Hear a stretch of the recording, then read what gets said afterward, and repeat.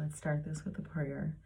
Dear Father, I thank you for this day and this opportunity to be used as a vessel to let your people know that you are available, able, and ready. In the name of Yeshua from Nazareth. Before we cut this bread, let me address my co-host, this hideous cold sore.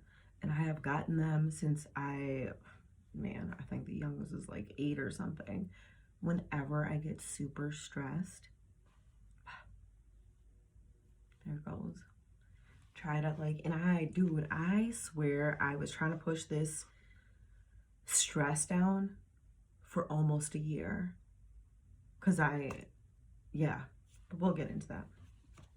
So I'm just gonna cut, it's one scripture, but it's really heavy. So we're gonna do everybody's favorite, the NIV, the New King James, and the Tanakh scripture. So Psalms 86:5 says, "You, Lord, are forgiving and good, abounding in love to all who call to you." That was the NIV. And then the New King James, "For thou, Lord, art good and ready to forgive and plenteous in mercy unto them that call upon thee." Tanakh scriptures. "For you, Lord, are good and forgiving, abounding in steadfast love to all who call on you." So when God gave me this, and I've been meditating, practicing, applying this for a good 4 months maybe. I got into a relationship with somebody, and God told me what it was before anything. He's wrapped up in whatever. And I'm like, okay, cool. Tell the guy about it. Guy don't say anything. No, it's not like that. You're the one. The minute I saw you, you're the one. And, I know you on your God stuff, but I got a relationship with a lot. It's bop, bop, bop, bop, bop. Cool. Then God tells me that Homer and Hosea and Gomer. And I'm like, God, you want me to be with somebody that's for the streets? And he said, I want you to show him my love. And it was more than this relationship was really different than any relationship that I have ever had with anybody, because this person, and I don't know, and this was so crazy because I was like, is this game or what? This is good. But we would have conversations, and they would be thought-provoking conversations, or, conversations to elevate your mind, or, you got to have these intellectual conversations with people to see where they're at. Do we match wits, or am I just smarter than you, or are you dumber than me, and I'm oblivious to this, but you're hip to that? It is what it is. Long story short, God told me what it was. I found out he was for the streets. Dang. And I was kind of like, cool, God, I'm a runner, and not for nothing, but I really do normally sabotage relationships. And this one, I really didn't, but I really didn't put much effort into it either. Everything that I've been through has made me put up a wall where I move a certain way, where it kind of looks like it's secretive or I'm hiding something, but I just don't leave no room for you to do whatever you do. I know, it's kind of toxic, isn't it? But anyway, so my feelings are hurt a little bit, and I'm sitting in a room, and I feel them coming up, right? Oh my gosh, I can't believe he did this to me. But then God is like, why are you tripping? Why are you even feeling like that? I told you what it was. Did you do what I told you to do? And God was like, be kind to him, be patient, and always forgive. And let me tell you, I put up with a lot that I shouldn't have. Like, he didn't do anything. And I really didn't press him to do anything. It's not about what you can do for me, but who are you to me? Can we relate, like, on eternity? Like, people could sit here and be like, oh, I want this type of person so I could build here. We can have this, that, and the third. Me, I want to be with somebody that's like, man, I'm trying to get to the next phase.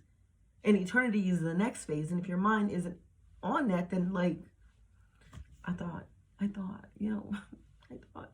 Anyway, but God was teaching me, and I don't think that anybody really talks about, you know, how you got to feel those emotions. And for the last 2 weeks, like, I've really been going through it with my emotions.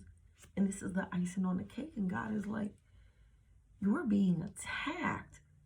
And you just laying there getting hit. You ain't doing nothing. And I literally have to just shift my focus to God and be like, God, what you need me to see out of this? He said, look at where it got you. You got a fat cold sore on your lip. It feels like it's big. It does. It hurts so bad. But it even in being, you know, in this Hosea and Gomer type of situation,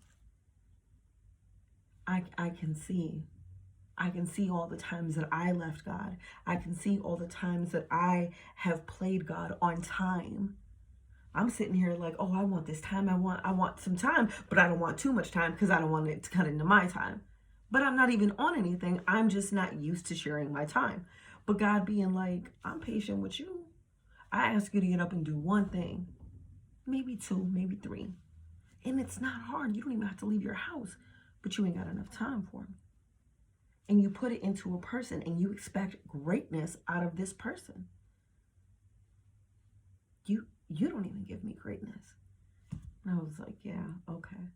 I seen that because I was a narcissist, and I think that once you are one, you don't really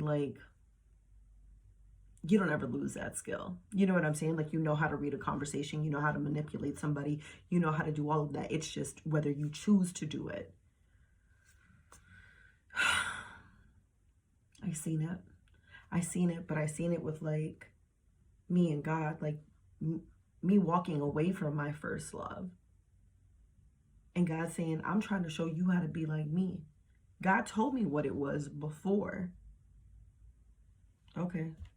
And listen, there was no way we should have ended up here. No way. This wasn't me. I'm pretty sure dude was trying to hit it. I'm pretty sure I was trying to hit it. Because it was like, this is, it's a force. But God, like, bringing us this far, and for me, really working on me. Because this individual allowed me to see that I could be a softer woman. I didn't have to be, he said I was acting like tough Tanya. I'm not acting like, I gotta be tough. Because when I run into fraudulent situations, if I'm not tough, I'm going to get mowed down by it. But this time, God being like, for you, Lord, are good and forgiving, abounding in steadfast love to all who call on you. That wasn't the one that I wanted, but like in the other one, be patient, be kind, be whatever. Coming back and assessing why I feel the way that I feel, assessing these emotions that are welling up, because honestly, I want people to be happy. I want them to be happy. Being miserable is not fun, and being with someone who makes you miserable, The moral of this whole story is don't push it down. And when God tells you to do something, do it. I needed a situation to break me. And it's not even like a break where, I can't be repaired or restored. It's God, like, look, man. You got to choose. Because walking with him when things happen, I'm just going to tell you right now, that hit ain't really that hard. Like, man, all about you. If God is this way, this is how I should be. Even though the world would be like, no, they did this to you. You be like this to them. Because believe me, I thought about it. But for what? It's a whole war that's about to happen. And if we can't conquer little battles like this within ourselves, what's really going to go down? Anyway, holla God.